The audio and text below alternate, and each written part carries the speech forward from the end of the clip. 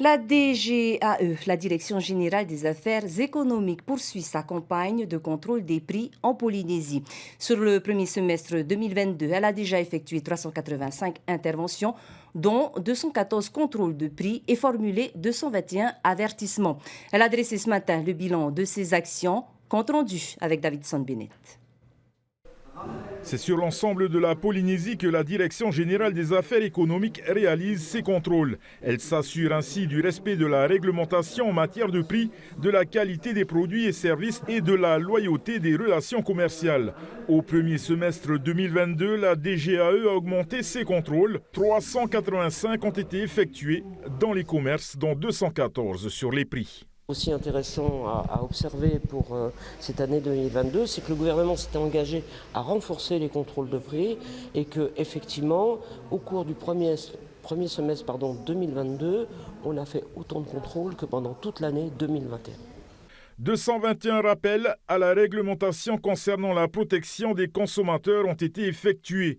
43 professionnels ont été rappelés à leurs obligations et 14 ont été verbalisés, dont 13 pour mise en vente de denrées alimentaires périmées et 1 pour prolongation illicite des dates limites de consommation de viande fraîche.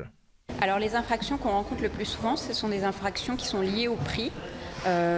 Soit aux règles d'affichage des prix, puisque donc il est obligatoire d'afficher les prix des produits en magasin. Il est obligatoire d'afficher les prix des produits PPN en rouge.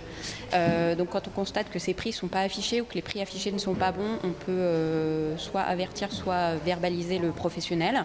Et ensuite, le deuxième sujet qui est effectivement lié au prix, c'est le respect des marges en matière de PGC et de PPN, puisque nous avons donc des marges maximales réglementées. Et donc on va s'assurer que aussi bien les commerçants respectent les marges réglementées, mais également que les importateurs, ils informent correctement les commerçants de ces marges. Concernant les produits à tarif libre, l'application Panier Futé est un bon outil de comparaison des prix pour le consommateur, une application qui tente à se développer pour permettre un comparatif sur de plus larges zones, puisque pour l'instant elle ne concerne que Tahiti Orea et l'île de Raiatea. Les consommateurs pourront aussi, par le biais de l'application, participer à la régulation de la concurrence en signalant les tarifs irréguliers.